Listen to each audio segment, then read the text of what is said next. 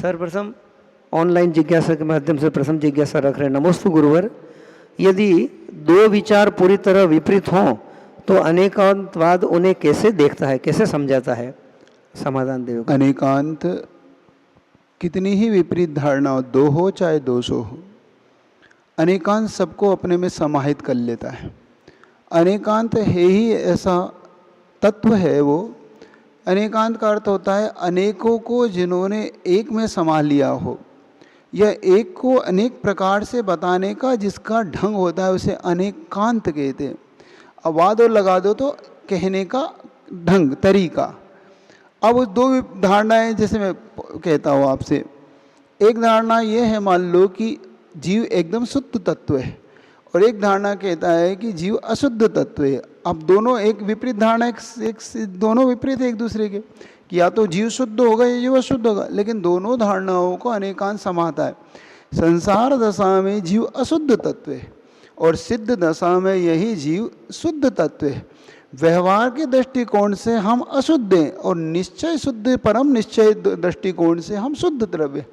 तो अनेकांत इस प्रकार से काम करता है, क्योंकि अनेकांतों में याद, जैसे अब और इसको लोग व्यवहारिक ढंग से हम समझ ले, या तो व्यक्ति पिता होगा या पुत्र होगा। अब दोनों कैसे होगा? तो दोनों को, पुत्र की दृष्टिकोण से पिता है और पिता के दृष्टिकोण से पुत्र है ना। वो किसी का पिता है तो वो किसी का पुत्र भी है। ये अनेकांतवाद है। हम एकांतवाद में क्या, ऐसा ही है। आचार्य से कहते ऐसा नहीं, अपने को ऐसा भी है। अगर अनेकांतवाद को जानना और समझना है तो हमें भी की ओर जाना होगा, ही से भी की ओर। हमेशा झगड़ा या हमेशा विवाद कब उत्पन्न होता है? जब हम ही ऐसा ही है, हमारी धारणा जब ही की बन जाती है तो हम विवादित हो जाते। मैंने कह दिया ना ऐसा ही होगा, तो वो कहता है मैंने भी कह दिया ना ऐसा ही होगा। लेकिन जब वो कहता है कि नहीं मैंने कहा ना ऐसा भी हो सकता है, कोई दिक्कत नहीं, तो कहता है हाँ ठीक है, जब ऐसा भी हो सकता है तो ऐसा भी हो सकता है। भी तत्व अनेकांतवाद का द्योतक। तो अनेकांतवाद कोई भी विपरीत धारणा नहीं रखता, वो सब धारणाओं को समझ। आप देखो अपने जैन दर्शन में अनेकांतवाद होने के कारण हर दर्शन की कहीं ना कहीं कुछ कुछ धारणाएं सब समाहित हो जाती है। इसीलिए कहते हैं कि इसी जैन दर्शन से ही बहुत सी धारणाओं से नए नए दर्शन जो बने वो इसी धारणा से बने। कोई भक्तिमय, कोई पूजामय, कोई अध्यात्ममय। अब अलग अलग धारणाओं से एक एक मत बन गया, लेकिन अनेकांत में जैन शासन में सबको है। भक्ति वाले को भी है, भगवान को कर्ता भी मान लेता है अनेकांतवाद। भगवान को अपने आप में स्वयं का कर्ता मान लेता है, भगवान को अपने निश्चय में अपनी आत्मा का सर्वज्ञ मान लेता है, ज्ञाता दृष्टा मान लेता है, आत्मक मान लेता है। ये दृष्टिकोण क्या है? ये अनेकांत की दृष्टिकोण है। तो अनेकांत को समझने के लिए हमें पहले अनेकांत के उस विचारधारा को समझना अत्यंत आवश्यक है, तभी हम अनेकांतवाद को समझ पाएंगे। और एक बार अनेकांत को समझ लिया तो जीवन में आप देखिए कभी आपको कोई भी विवाद नहीं रहेगा, क्योंकि आप सामने वाले के दृष्टिकोण को इस तरीके से पकड़ लोगे कि हाँ किसी अपेक्षा से ठीक है, क्योंकि स्यादवाद और अनेकांत एक दूसरे की धारा लेके चलते। ठीक है। नमोस्तु गुरुवर, अगली जिज्ञासा है, जीव कर्मों का बंधन करता है, परंतु जिज्ञासा ये है कि कर्मों का बंधन विचारों से अधिक होता है या कार्य को कार्यान्वित करने से अधिक होता है? समाधान देव। विचार का अर्थ होता परिणाम, भाव। जैन शासन ने क्रिया से ज़्यादा परिणामों को महत्व दिया। हम एक ही क्रिया करते हुए बंधक भी हो सकते हैं और अबंधक भी हो सकते हैं।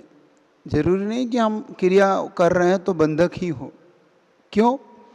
जैसे मैंने एक दिन पहले, कुछ दिनों पहले कहा था, जीव मर दो या न मर दो, जीव मरे या ना मरे वो हिंसक हो जाता है कारण से अयत्नाचार पूर्वक होने से।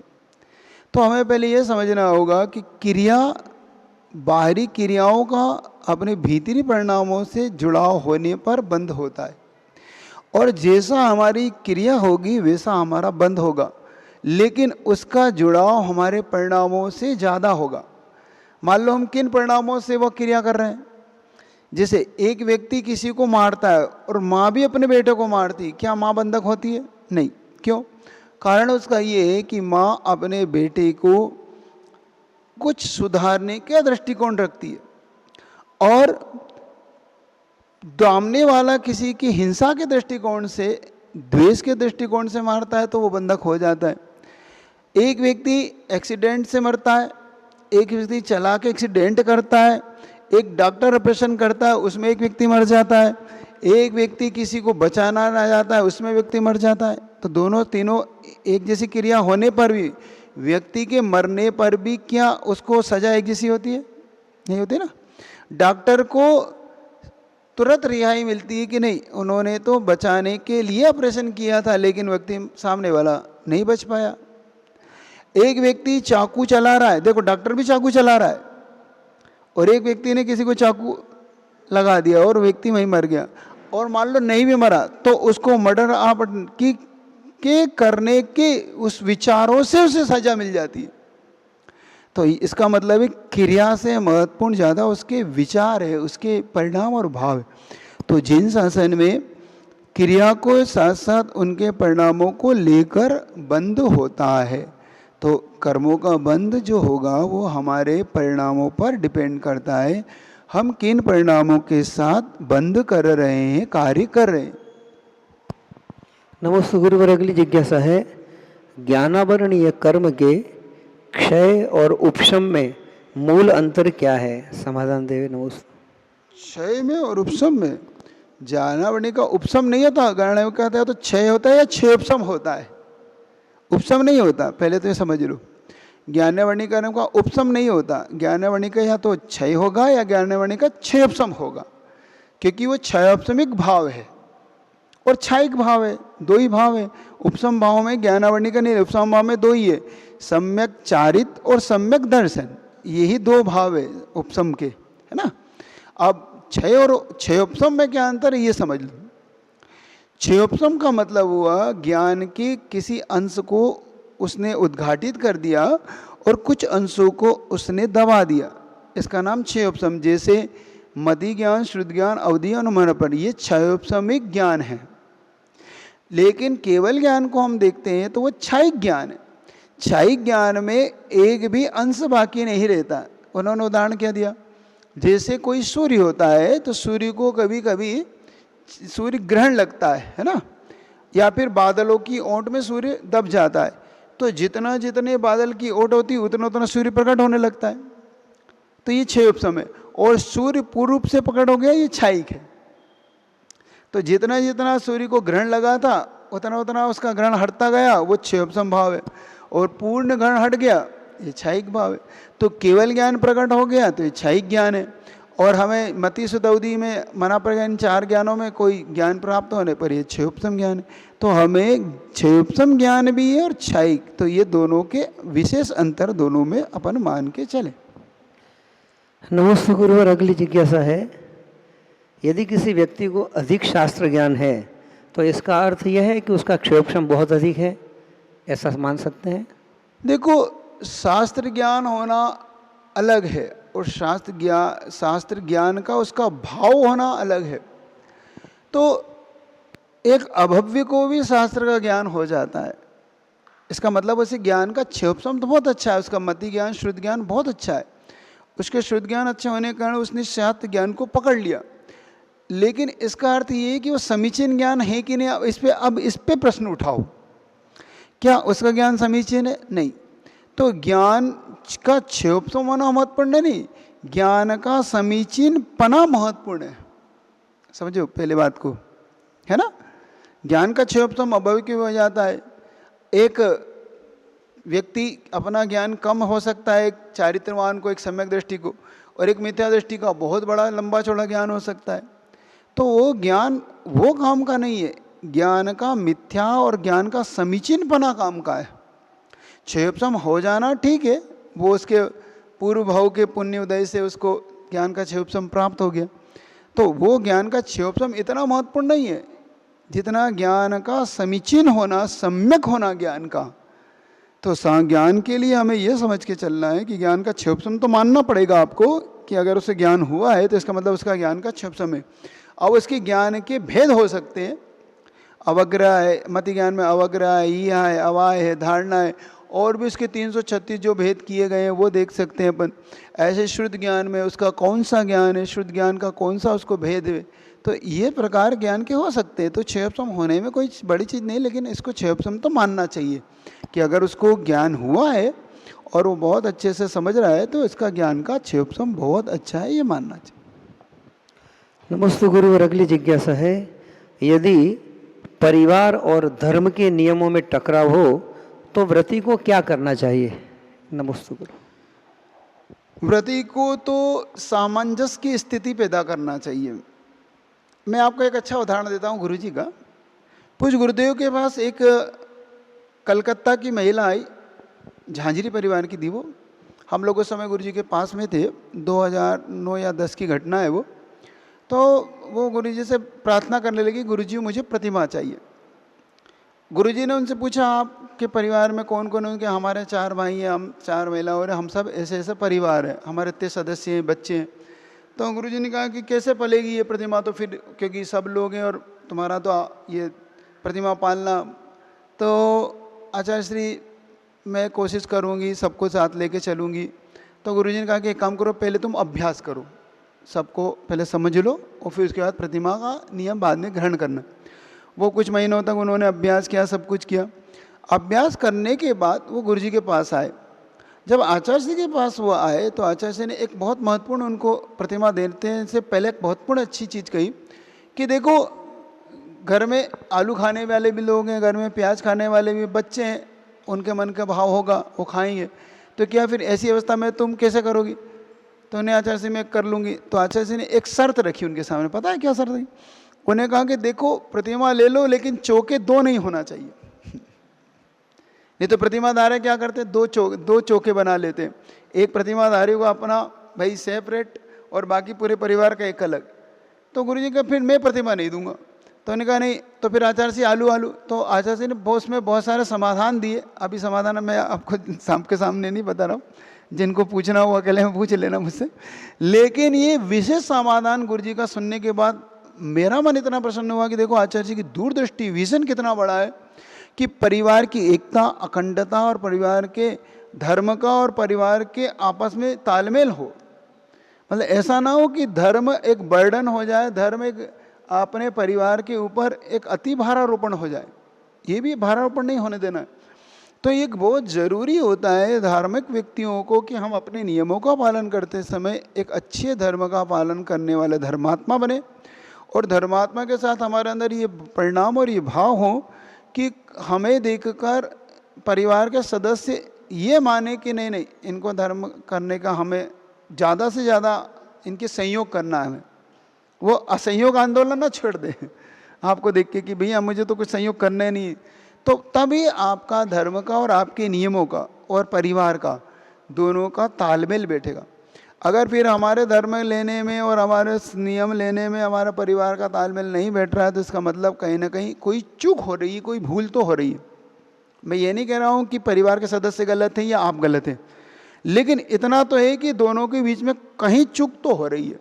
तो इस चूक को हमें मिटाना है, और हम धर्मात्मा होने के नाते थोड़ा हमारा कुछ ऐसा वातावरण वहाँ बनाना है जिससे कि हमारे नियम और परिवार दोनों के बीच में एक अच्छा सामंजस्य हो, जिसके माध्यम से धर्म की प्रभावना हो, गुरु की प्रभावना हो, प्रभु के बताए हुए इस मार्ग की प्रभावना हो, ये हमें ध्यान रखना। तो नियमों पालना चाहिए। नियम मैं ये नहीं कह रहा कि नियम मत लो, लेकिन परिवार को इग्नोर या गौण करके भी हम नहीं ले सकते, उनको भी साथ लेके चलना है, क्योंकि आप श्रावक होते हैं, ग्रस्त होते हैं। ये अच्छी बात नहीं होती है कि परिवार फिर एक अलग हो गया और आप एक अलग अपनी कहते ना अपनी ढपली अपनी राग अलग लेके चल रहे हैं, अपनी एक अलग ही दुनिया बसा ली है फिर। तो दोनों में थोड़ा सा तालमेल हो तो एक सुंदर वातावरण घर का बनेगा, परिवार के सदस्य प्रसन्न रहेंगे, जिससे आपके भी नियम अच्छे से बनेंगे। और एक बात फिर कहता हूँ मैं, गुरुजी के एक शब्द तो मुझे आज तक याद है। गुरुजी ने कहा था हर व्यक्ति का प्रतिमा का अलग अलग होता है। मनुष्यों में भी क्षत्रिय अलग रहेगा, ब्राह्मण अलग रखेगा, वैश्य अलग पालेगा, शूद्र अलग पालेगा, ये चारों जाति के वर्ण के लोग अलग पाले।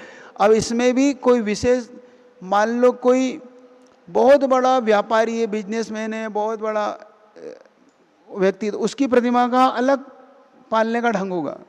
अब हम ये सोचें कि हम ये नियम, तो देखो उसमें कहीं ना कहीं तो परिवर्तन देखने में मिलेगा। तो उस तरीके से एडजस्टमेंट के साथ प्रतिमाओं को पाले। नमोस्तु गुरुवर, अगली जिज्ञासा है, यदि व्रत लेने के बाद बार बार भूल हो जाए तो क्या करना चाहिए? नमोस्तु गुरुवर। व्रत लेने के बाद बार बार भूल हो रही है, इसका मतलब है कि हमारा व्रतों के प्रति शायद उत्साह कम है, या फिर हमने व्रत को सही ढंग से समझा नहीं अभी तक। क्योंकि जिन परिणामों के साथ हमने व्रत लिए थे वो परिणाम हमारे शायद स्थायी नहीं रह पाए, हम अपने परिणामों को संभाल नहीं पाए। अब इस भूल को मैं ये तो नहीं कहता कि आप व्रत छोड़िए, व्रत को पालिए, लेकिन अपने गुरु के पास जाके इसका समाधान पूछिए, उनसे समाधान लीजिए, उनसे प्रार्थना कीजिए कि भगवान मैं क्या करूं, मैं चाहता नहीं हूँ फिर भी मुझसे ऐसे अपराध हो जाते हैं या व्रतों में इस प्रकार के छोटे छोटे दोष लगते हैं। फिर आपको वो व्रतों के बारे में वो बताएंगे कि इसको कैसे संभालना या क्या किस प्रकार से इसकी आगे की योजना बनाना। लेकिन ये तो नहीं होना चाहिए। होता है कसाय भाव है अपने अंदर के, मोह भाव, कसाय भाव या कर्म के से उदय आ जाते हैं कि जीव बार बार पुरुषार्थ करने पर भी उन भावों के कारण अपने व्रतों को संभाल नहीं पाता। इसमें एक ही चीज़ है, प्रतिक्रमण कीजिए, निंदा गर्रा आलोचना कीजिए, उससे ही आप आगे बढ़ पाएंगे। नमोस्तु गुरुवर, अगली जिज्ञासा है, क्या व्रत का वास्तविक मूल्य बाहरी पालन में है या आंतरिक भावों की शुद्धि में? कृपया समाधान दें। अभी तो कई बार आपसे चर्चाओं में कह चुका हूँ कि बाहर से ज़्यादा भीतरी, जैसे मैं आपसे पूछता हूँ दो चीज़, उदाहरण देता हूँ तो आपको समझ में आएगा। आपने एक नोट देखा, 2000 का नोट या 1000 का नोट, जो भी नोट था, उसमें उसकी ओरिजिनलिटी पर सबसे चीज़ क्या होती है, उसमें दो चीज़ क्या होती है पता है आपको ना? एक होती गवर्नमेंट के साइन और गवर्नर के साइन, और दूसरा होती है उसके अंदर एक चांदी का एक लाइन होती है ना, वो उसकी प्रस्तुत करता है कि ये ओरिजिनल नोट है। और एक होता है चूरण का नोट। चूरण का नोट जानते हो? जब कभी चूरण चटनी खाई तुमने 1 रुपये 2 रुपये में, तो उसमें 2000 का नोट ऐसा नकली नोट निकलता है, वो भी ओरिजिनल जैसे ही दिखता है। लेकिन जब उसके गवर्नर के साइन नहीं होते, उसमें बैंक की कोई सील छप्पन नहीं होते, तो वो चूरण के काम आता है, उसको चूरण का नोट बोलते हैं, मतलब नकली नोट। उसकी क्या वैल्यू है? अब उससे कुछ खरीदने जाओगे तो क्या मिलेगा तुम्हें? क्या मिलेगा? कुछ नहीं मिलेगा। वो कहेगा इसकी तो पुड़िया भी नहीं बंधेगी भाई, इसका तो चना भी नहीं बांध सकते, इसको तो फेंक दो। और लेकिन ओरिजिनल नोट लेके जाओगे तो कागज का टुकड़ा, दोनों कागज के टुकड़े हैं, लेकिन फिर भी एक के अंदर क्या चीज़ है, उसके अंदर उसका मूल्य छिपा हुआ है, भाव छिपा हुआ है। तो कोई भी व्रत अगर हम बिना भावों के, तो चूरण का नोट जैसा है हमारा, लेकिन उसके साथ हमारे भाव अगर अंदर से जुड़े हुए हैं तो वो ओरिजिनल नोट की तरह हमारे साथ काम करता है। वस्तु होती है, वस्तु से ज़्यादा उसका मूल्य क्या आता है? भाव। कहते हैं ना कि इसका भाव, अभी इसका भाव नहीं आया या इसका भाव आ गया, है ना। कोई आप बिजनेस करते हैं तो कोई चीज़ बेचते हैं या खरीदते हैं तो क्या करते हैं, भैया इसका रेट क्या है, इसका भाव क्या है। इसका मतलब आप हर चीज़ में भाव कहीं ना कहीं देखते हैं। तो इसका मतलब है कि भावों की वैल्यू महत्वपूर्ण है। हाँ, लेकिन बिना द्रव्य के भाव भी नहीं होते। आप बिना व्रतों के भाव का भी क्या करोगे? नहीं महाराज, हम तो ऊपर से कपड़े पहने, बाकी तो अंदर से तो मुनि है कोई अगर ऐसा कहे तो भी नहीं चलेगा कि नहीं हमारे भाव देखिए महाराज, हम मुनिवत है, मुनि की तरह हमारे भाव है, तो भी गलत बात। और अगर आप मुनि बन के अंदर से भाव नहीं है, भावलिंग नहीं है, तो भी फिर वही चरण चटनी का नोट है ना। तो हर जगह लगाओ, चाहे पूजा करो तो द्रव्य भाव पूजा करो, मुनि बनो तो द्रव्य मुनि और भाव मुनि दोनों बनो। तो इस प्रकार से हर जगह दोनों का तालमेल है। कुछ लोग न भाव भाव भाव भाव करो तो उनका द्रव्य नहीं होने पर उस भाव की कोई वैल्यू नहीं है। कोई कहे मैं तो भाव पूजा करता हूँ, अब श्रावक कहता है मैं तो भाव ही पूजा करता हूँ, मैं तो द्रव्य नहीं चढ़ाता, तो गलत है। क्यों गलत है? क्योंकि श्रावक का कर्तव्य द्रव्य पूर्वक भाव पूजा करना है। और कोई कहता है नहीं मैं तो सिर्फ द्रव्य करता हूँ, भाव मेरा का भाव लगे ना लगे, तो भी गलत है। तो दोनों का तालमेल मैच करिए, उसको मैचिंग करिए ना, तो फिर बहुत अच्छा लाभ तब होगा ना। चल नमस्ते गुरुवर, अंतिम ऑनलाइन जिज्ञासा है, क्या ज्ञान का क्षोभक्षम और चारित्र की शुद्धि एक दूसरे पर निर्भर है? कृपया समाधान देवे। बहुत 90-95% तक एक दूसरे पर डिपेंड करती। किसी को पूछना तो नहीं है यहाँ पर, ऑफलाइन वालों को तो पूछ लेना। क्योंकि कारण ये है कि ज्ञान हमारे चारित्र में होने वाले गुण दोष को बताने वाला कार्य ज्ञान का होता है, और चारित्र का मतलब होता है उस ज्ञान को आचरण में ढालने का नाम चारित्र है। देखो दोनों एक दूसरे से कैसे काम करते हैं। ज्ञान के बिना चारित्र भी किसी काम का नहीं होता। कारण क्या है कि हमें जब यही नहीं पता है हमें क्या करना है, तो भी हम क्या करेंगे, कुछ भी क्रिया करेंगे, तो कुछ भी आचरण करेंगे, तो उसका नाम चारित्र नहीं है। और हम ज्ञान बहुत है लेकिन चारित्र नहीं है हमारे पास, तो भी हमारा काम करें। तो ज्ञान का क्षयोपशम और चारित्र का क्षयोपशम दोनों एक दूसरे के साथ साथ चलते हैं। मतलब ज्ञान पूर्वक जब आप चारित्र लेते हैं तो आप उस चारित्र का पालन बहुत अच्छे से कर पाते हैं। एक गुरुजी एक चीज़ कहते थे, वो आपके सामने रखता हूँ, क्योंकि बहुत से लोग की मन की ये जिज्ञासा होती है कि भाई पहले ज्ञान करो फिर चारित्र लो, लेकिन गुरुजी कहते हैं पहले दीक्षा फिर शिक्षा। लोग कहते हैं पहले शिक्षा फिर दीक्षा, लेकिन अधिकतम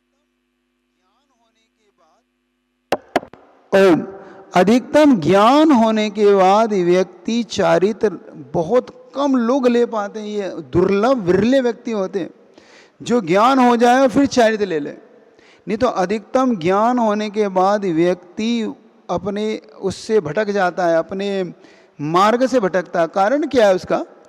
क्योंकि अधिक ज्ञान होने पर उसको जब समाज में थोड़ी वैल्यू मिलने लगती है तो वो क्या होता है, मैं ठीक हूँ, मैं जहाँ हूँ वहीं ठीक हूँ, मुझे नहीं आगे बढ़ना। और फिर वो दूसरे में दोष के निकालने के दृष्टिकोण लाने लगता है। आप देखना अधिकतम ज्ञानी लोग, बहुत ज़्यादा स्वाध्यायशीली लोग सिर्फ दूसरे में दोष निकालने के अलावा कुछ नहीं करते। अरे इन प्रतिमा में देखो ये दोष है, ये प्रतिमा पालते हैं, इसमें घी शुद्ध नहीं है, दूध शुद्ध नहीं है, ये शुद्ध नहीं है, ये सब कह के उसको हताश और निराश करते हैं। ऐसे ही ये मुनि महाराज जैसे हैं, वो मुनि महाराज जैसे हैं, ऐसा कह के उन मुनि महाराजों की निंदा का पात्र बनाएंगे। लेकिन जिसकी ज्ञान कम होगा वो कहता है नहीं, हम तो मुनि महाराज के प्रति उनके स्वरूप को देखकर हम खुश हैं, उनका ज्ञान नहीं है तो कोई बात नहीं। इसलिए मैं कह रहा हूँ कि गुरुजी का जो कहना है पहले, और यही भाव अपने अष्टपहुड़ में आचार्य कुंदकुंद महाराज ने कहा। पहले उन्होंने कहा नग्गो ही मोक्ष मग्गो, पहले कहा नग्नता से मोक्ष मार्ग, फिर उन्होंने कहा नग्गो ना मोक्ष मग्गो, फिर उन्होंने कहा नहीं नग्न मात्रा से मोक्ष मार्ग नहीं है अब भाई, क्योंकि अब भावलिंग को तुम देखो, द्रव्यलिंग से नहीं चलेगा। पहले कहा द्रव्यलिंग के बिना मोक्ष मार्ग नहीं है, फिर कहा भावलिंग के बिना मोक्ष मार्ग नहीं। तो वो कहाँ क्या? तो उन्होंने कहा पहले द्रव्यलिंग लेना, भाव फिर भावलिंग, तो अपने आप फिर अंदर से अपने भावों को हम संभालेंगे। तो इसीलिए कह रहे हैं कि हम ज्ञान और चारित्र इन दोनों को साथ साथ लेके चलें। तो बहुत लोग ज्ञान होने पर जरूरी नहीं कि शायद ले लें, बहुत विरले होते हैं। जैसे जितने भी पंडित मिलेंगे आपको, वो आपको मुनि नहीं मिलेंगे विरले को ही एक आदि, जैसे दादा गुरु ज्ञान सागर महाराज थे, वो ऐसे विद्वान थे जिन्होंने अपने आप को चारित्र में ढाला। विरले, दुर्लभ, बाकी तो सब ठीक है, उनके बारे में कुछ नहीं, उनके ज्ञान की प्रशंसा है, बस इतना ही करता हूँ मैं। लेकिन फिर भी चारित्र लेने के बाद जब ज्ञान होता है तो वो चारित्र और निखर के आता है और बड़े। दादा गुरु ज्ञान सागर जी महाराज ने आचार्य विद्यासागर जी महाराज को पहले मुनि बनाया, फिर उसके बाद उन्होंने जो पढ़ाई कराई उनकी 5 सालों के अंदर इतना गजब का पढ़ा के उन्होंने निखारा उसको। तो गुरुजी ने कहा कि नहीं, पहले चारित्र लो। जब वो ज्ञान लेने के लिए गए तो उन्होंने कहा भाई ऐसे विद्याधर तो बहुत आते हैं, विद्यालय के उड़ जाते हैं। तब उनके न तब उन्होंने उनका आचरण को जान के ये जाना कि नहीं, जब उन्होंने ये कहा कि नहीं मैं आपसे प्रॉमिस करता हूँ, वचन देता हूँ कि मैं आजीवन वाहन का त्याग करता हूँ। और बोलिए, ये कहलाता है चारित्र, ये कहलाता है अपने ज्ञान के प्रति बहुमान। तो ज्ञान सागर जी की महाराज जी से अपन एक चीज़ समझ सकते हैं कि ज्ञान और चारित्र दोनों में तालमेल इस प्रकार से बिठाएं। चलिए जल्दी जल्दी करते हो। हाँ आप कुछ पूछ रहे थे ना? हाँ। नमोस्तु महाराज जी, नमोस्तु। हाँ आप ही हाँ। हमें प्रतिमा लेने के बहुत भाव होते हैं, लेकिन शरीर साथ नहीं देता है, दवाइयाँ बहुत रहती है, तो मन में बहुत आकुलता हो जाती है कि हम नहीं ले सकते, नहीं ले सकते। पालन तो हम करते हैं सब उसका। देखो इसका मतलब तो ये तय, इतना तो तय है कि कोई ना कोई हमारे चारित्र मोहिनी का जरूर हमारे साथ कोई तीव्र उदय आया है, क्योंकि हम चारित्र लेना तो चाहते हैं, लेकिन हमारा शरीर अगर साथ नहीं दे रहा है, हमारा मन साथ नहीं दे रहा है, हमारी और कुछ अंदर की परिणाम साथ नहीं दे रहे हैं, तो इसका मतलब कहीं ना कहीं हमारा तीव्र उदय। अब इतना आपको करना चाहिए कि जो चारित्र ले लिया है, जिन्होंने प्रतिमा ले ली है, जो मुनि हैं, जो साधु हैं, आरिकाएँ, आप उनकी सेवा बहुत अच्छे से करो और इन परिणामों से करो कि मैं शीघ्र कब मैं अपनी प्रतिमा और ले लूँ। उसका परिणाम ये निकलता है कि जब हम उन व्यक्तियों की वैयावृत्ति करने लग जाते हैं तो निश्चित तौर पे हमारे जीवन में जो हमने बांधा ऐसा कर्म है वो हमारा कटने लगता है ना। अब रही बात शरीर की, तो शरीर तो धीरे धीरे अपना कार्य दिखाता है। फिर भी कहता हूँ कि आप सतत अभ्यास करें, सतत इसकी बार बार भावना भाएं, तो कहीं ना कहीं और डॉक्टरों से मिलके अपनी दवाइयों को आयुर्वेद में कन्वर्ट कराएं। एलोपैथी अगर आप लेते हैं तो आयुर्वेद कम से कम प्रतिमा लेके बाद आयुर्वेद दवाई तो आप लेके पाल सकते हैं, इतना आप कर सकते हैं। तो आप पहले इसका योजना और इसकी पूरी बनाएं कार्य की, तो धीरे धीरे आपको प्रतिमा लेने का भाव मिल सकता है। और नहीं तो इतना तो संकल्प लेके ही जाना है कि कम से कम अंत समय में अपनी ग्रह त्याग के साथ, यम संलेखना के साथ इस संसार से विदा होना है ना। कम से कम रात्रि भोजन का तो 4 प्रकार का त्याग अभी करना है अपने को, सभी त्याग है ना। हाँ, तो 4 प्रकार का त्याग, बाहर की बाजार की वस्तुओं का त्याग, इस तरीके से हम अपने नियमों को प्रतिमा जैसा कर ले। अगर हमसे नहीं पल पा रहे हैं तो प्रतिमा जैसा कर लें, सामयिक रोज करें, प्रतिक्रमण रोज करें। तो ये क्या होगा, जब हम अंत समय में आएंगे तो ये सब हमारे काम आएंगे और फिर एक झटके में सब कुछ ना कुछ अच्छा होगा। अंत भला तो सब भला है ना। इस प्रकार से हम कर सकते। नमस्ते महाराज जी, नमस्ते।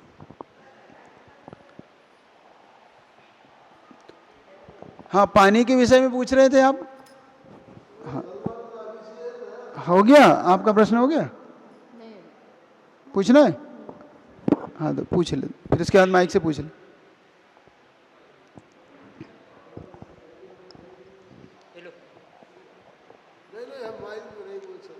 अच्छा कोई बात, चलिए। तो और किसी को पूछना है तो ठीक, नहीं तो पूरा करते हैं। हाँ बाद में बताएंगे, क्योंकि अच्छा प्रासुक जल की अगर व्यवस्था नहीं है तो भगवान के चरण छू के काम चलाइए। अपने को अप्रासुक जल से कभी भी, क्योंकि हम वहाँ पर कर्म की निर्जरा करने के लिए, कर्म बांधने के लिए नहीं गए। और वीतराग भगवान का अगर अनादर भाव होगा, वीतराग भगवान का अगर इस तरीके से भाव होगा तो कर्म तीव्र बनेगा, पहले आप समझो। तो कभी भी जब तक प्रासुक जल ना हो, गर्म किया ना हो, ओम शांति, दूसरे के लिए नहीं, अपने को अपने लिए सुनना है, दूसरे के लिए किसी को नहीं सुनाना। अपने को तो अपने लिए उत्तर है, अपने लिए प्रश्न है ना। क्योंकि एक बात समझो, कोई भी जल छनता है, छनने के बाद वो अंतर्मूर्त में पुनः अनछना हो जाता है, मतलब उसमें पुनः जीव की उत्पत्ति हो जाती है। एक अब अंतर्मुत कौन सा लेना है पहले ये समझो। अंतर्मुत आवली के एक समय ऊपर होने पर जगन अंतर्मुत होता है, और 48 में से एक समय कम होने पर उत्कृष्ट अंतर्मुख होता है। पहले हम अंतर्मुख की पहले वो समझ लें। अब आवली क्या कहलाती है? उन्होंने कहा सेकेंड का 1000वां पार्ट एक बार भी घूमगा तो आवली, ये कहीं आवली हो गई इसमें। अब उसके ऊपर एक समय होते ही तो अब वो जल कब अनछना हो गया कुछ लोग कहते हैं उसमें कुछ डाल दो, ये डाल दो, लेकिन वो भी प्रायश्चित करने का तरीका कैसे बनेगा आप सोचो। मान लो आपको गंदोदक घर में रखना है, 8-10 घंटे रखना है, सुबह 7 बजे करके शाम 5-6 बजे तक आप घर में रखते हैं तो वो 6 घंटे बाद मर्यादा खत्म होती है। दूसरा, उसमें अगर सही मात्रा में अगर चीज़ नहीं डाली तो वो भी अप्रासुक हो जाता है। तो इसमें कहीं ना कहीं हमारे लिए दिक्कत हुई।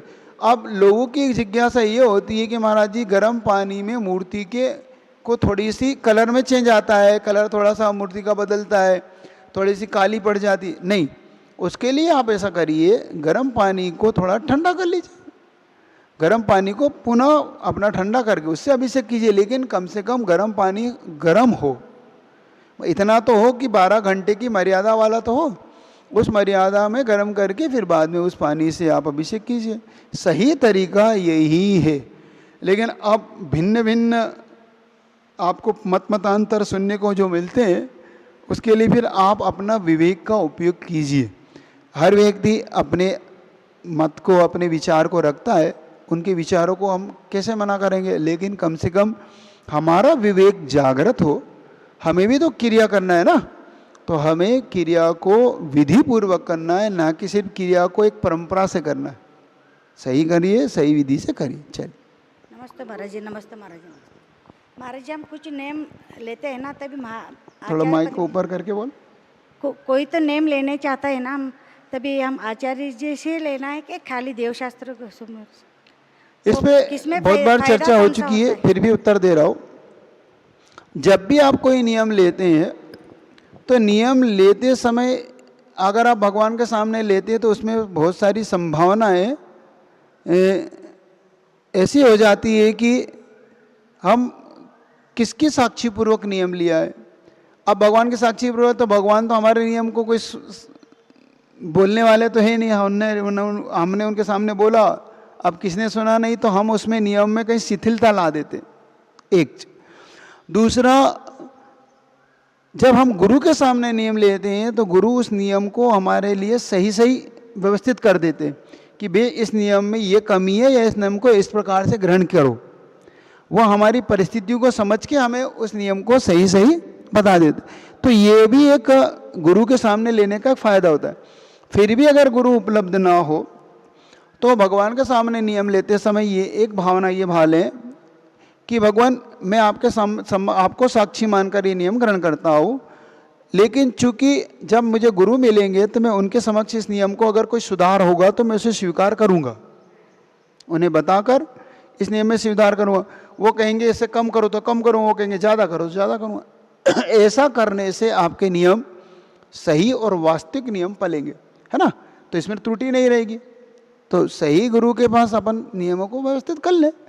बहुत बार आपके घर में, जैसे मैं बताता हूँ, आप घर में होते हो, घर में आपको मान लो कोई चोट लग जाती है, कहीं चाकू या कोई ठोकर, तो आप क्या करते हैं, तत्काल पट्टी बांध लेते हैं क्योंकि अब ब्लीडिंग हो रही है, निकल रहा है, तो आप उसके तत्काल उसका इलाज कर देते हैं। लेकिन आप जब डॉक्टर के पास जाते हैं तो फिर डॉक्टर उसे खोल के व्यवस्थित बांधता है। वो कई बार आप अच्छी पट्टी बांध लेते हैं, लेकिन कई बार आपसे गलत हो जाता है, तो डॉक्टर उसको सुधार करके पुनः उसको साफ करके अच्छे से कर। तो ये एक बहुत बड़ी चीज़ होती है कि हम नियमों को पालते समय ये सावधानी और ये ध्यान रखेंगे तो हमारे साथ अच्छा होगा और अच्छे से पल जाएंगे। चलिए, ठीक है। और किसी को इतने रखता हूँ। जिनवाणी के ज्ञान से सुझे लोक आलोक, सो वाणी मस्तक धरो, हे जिनवाणी भारती तो